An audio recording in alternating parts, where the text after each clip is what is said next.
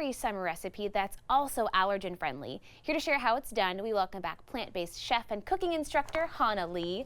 Great to see you. Hey Hannah, thanks so much for having me. This How's it going? looks fun. Oh, this one is fun. It looks intimidating, but let me tell you, this is one of the easiest summer recipes you can do. I love that. And do you know what a galette is? I know what a galette is, but they're usually on the sweeter side. They are. Okay. And so I am using a galette here because it's a rustic tart, and it's okay if it's a little bit ugly.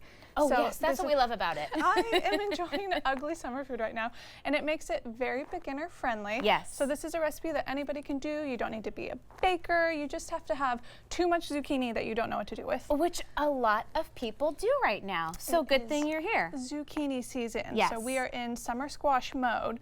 So what we're gonna do to get started is a gluten-free dough. Okay. And gluten-free dough is great because anybody can have it. It's really easy to make. Easy. And the only thing that we need is a couple ingredients. So we've got a 1-to-1 gluten-free flour blend. We're adding this to our food processor. Okay. And I love a food processor for making dough because it it takes the hard work out of it. Yeah. And we're adding about a cup and a half in here of our flour. We've got some vegan butter cubed up in here. Okay.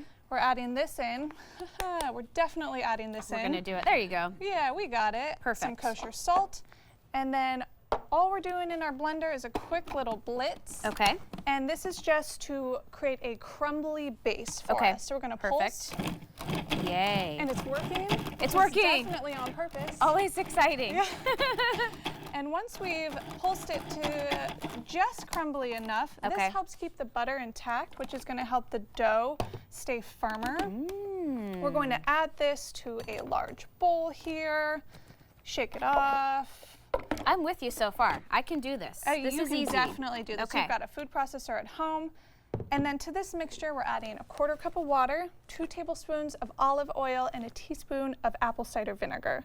Lovely. We're gonna add that all in together, and you can use your hand, you can use a fork. Okay. We're gonna mix this up, and once it starts to create a firm texture, it's gonna go in the fridge for like an hour. Okay. I like to speed things up, do a little cheat, and put it in the freezer for like 30 minutes. Oh, nice. It does tend to get a little rock hard, so you have to work with your dough. Okay. And it will be a little bit on the crumbly side, but trust the process here, y'all. This is going to work. It's all gonna come together. It's gonna come together, and you're gonna feel like a real baker at the end of this. Fun. So this is gonna go into the fridge. Okay. While that's in the fridge, we will have made our tofu ricotta.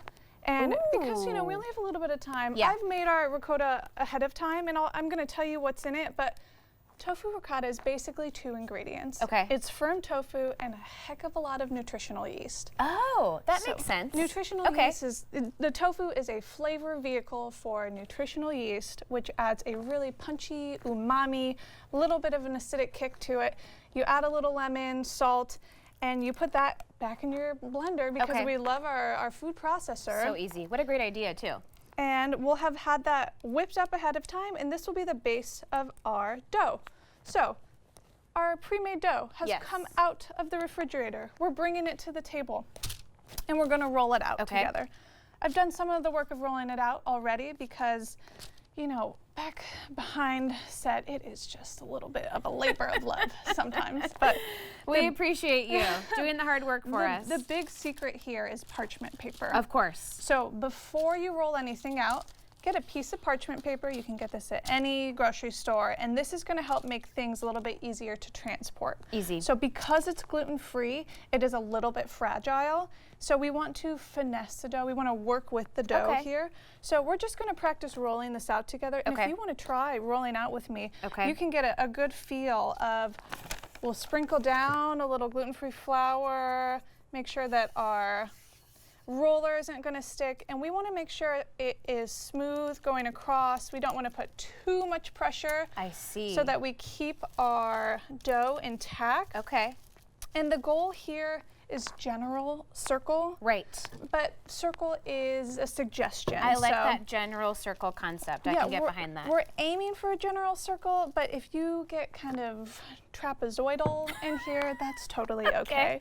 This looks great. And we can see there's a little bit of breakage in some of these places. The best trick for your gluten-free dough is to have a little bit of water around, and you can just patch it up. Push it back together, patch it back together. And then we'll see it's about 1/4 of an inch thick here, and that is going to be the basis of our galette. Perfect. So once we've got it all rolled out, now is the fun part. Okay. Where I'm sorry, did you want to roll? I think we have to fast forward. Okay, we got to fast forward, but we've got to finish this. We'll take it home. In TV time, yeah. TV time. And we've got our ricotta here, and we're going to slowly smooth this out. Again, being careful not to break our dough. And it'll be about 1 cup of this ricotta. I'm saying ricotta, tomato. Yeah. It's whatever your preference. Look at that. And you want to leave about 1/2 inch to 1 inch around the border because we're going to fold over our galette to create that yummy crust. Beautiful. And again, it doesn't have to be perfect. Yeah. You just use your eyeball to kind of measure how smooth things are. And then we've got a mix of green and yellow zucchini over here. I find that the colors go really well together on the final galette. So I've used a Y peeler to ribbon our squash. And then this is the most fun part. You just go for it. You just go for it. Why not? And you add them into the center. You kind of cover the top. I keep the skins on. It helps add a little bit of that color pop to everything. Oh yeah, I love that crunch too. And there we go. Perfect. And then this is the hardest part, the moment of truth. Okay. This is when we get to fold over our crust. So can I get the soundtrack from Jaws playing, please? Okay, so we're gonna fold it over, and you can see because it's gluten-free, we might have a little bit of breakage there, but we can just pinch it back together gently and take that small There we go. and we're gonna curl all the way around. Perfect. And this is an imperfect process, but take your time here. Go a little bit slower than the speed of live TV. Yes. And once we have this done all the way around, you can finish your crust with a little bit of olive oil to help keep it crispy. Okay. And once you're finished, this might be the other hard part. Okay, you transfer. Can I this help? is a 2-person job. Yes. We slide it. We slide Look how it easy on. that was. And this is ready to go in the oven. Okay. We're gonna pop that one in the oven and take out our pre-finished galette. Oh my gosh, look at that. Da-da-da. Right. That's gorgeous. And just to top it off, once it's out of the oven, you let it cool for a few minutes. I've made some chimichurri, which is super herbaceous and yummy, chimichurri. kind of oniony, adds a little bit of extra flavor. That's so beautiful. And I'm gonna put one on a little plate for you. Let's see. And it's Here, let me grab a quick fork here because I need to dive in. Perfect. And then we get to try it.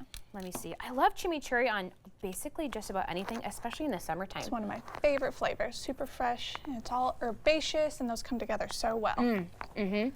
So much flavor. Yeah, so much flavor. And it's so easy, and it keeps in the fridge really well. And a great way to use up all that summer squash that everyone has right now. Zucchini no more.